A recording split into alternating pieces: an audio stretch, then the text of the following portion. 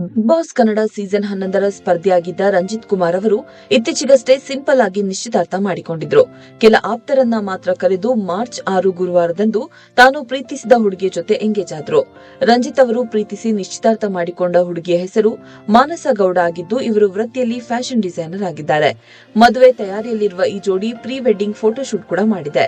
ರಂಜಿತ್ ಅವರ ಎಂಗೇಜ್ಮೆಂಟ್ಗೆ big boss ಸ್ಪರ್ಧಿಗಳು ಕೂಡ ಆಗಮಿಸಿದ್ರು. ಮೋಕ್ಷಿತಾ ಪೈ, ಐಶ್ವರ್ಯ ಸಿಂಧೋಗಿ, ಶಿಶಿರ್ ಶಾಸ್ತ್ರಿ, ಅನುಷಾ ರೈ ಹಾಗೂ ಭವ್ಯ ಗೌಡ ಬಂದು ಹೊಸ ಜೀವನಕ್ಕೆ ಕಾಲಿಡುತ್ತಿರುವ ಜೋಡಿಗೆ ಶುಭ ಹಾರೈಸಿದ್ರು. ಬಂದಿದ್ದ ಬಿಬಿಕೆ 11 ಸ್ಪರ್ಧಿಗಳು ಸಖತ್ ಎಂಜಾಯ್ ಮಾಡಿದ್ರು. ಮಾಧ್ಯಮದವರ ಜೊತೆ ಮಾತನಾಡುವಾಗ ಕೂಡ ಇವರೆಲ್ಲ ರಂಜಿತ್ ಜೊತೆಯೇ ಇದ್ದರು. ಆದರೆ ರಂಜಿತ್ ಅವರ ತುಂಬಾ ಕ್ಲೋಸ್ ಫ್ರೆಂಡ್ ತ್ರಿವಿಕ್ರಮ್ ಮಾತ್ರ ಈ ಸಮಾರಂಭಕ್ಕೆ ಬಂದಿರಲಿಲ್ಲ. ತ್ರಿವಿಕ್ರಮ್ ರಂಜಿತ್ ನಿಶ್ಚಿತಾರ್ಥಕ್ಕೆ ಗೈರಾಗಿದ್ರು.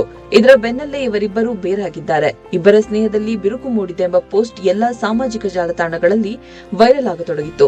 ಬಿಗ್ ಬಾಸ್ ಮನೆಯಲ್ಲಿ ಆತ್ಮೀಯ ಸ್ನೇಹಿತರಾಗಿದ್ದ ರಂಜಿತ್ ಹಾಗೂ ತ್ರಿವಿಕ್ರಮ್ ಮನೆಯಿಂದ ಹೊರಬರುತ್ತಿದ್ದಂತೆ ದೂರಾದ್ರ ಎನ್ನುವ ಪ್ರಶ್ನೆ ಅಭಿಮಾನಿಗಳಲ್ಲಿ ಮೂಡಿತ್ತು.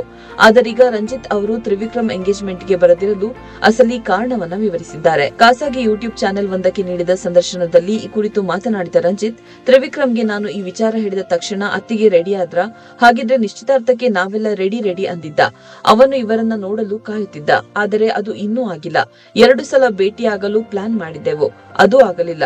ಕೊನೆಗೆ ಎಂಗೇಜ್ಮೆಂಟ್ಗೆ ಬಾ ಎಂದು ಹೇಳಿದೆ. ಅವನು ಕೂಡ ಬಂದೇ ಬರುತ್ತೇನೆ ಎಂದು ಹೇಳಿದ್ದ.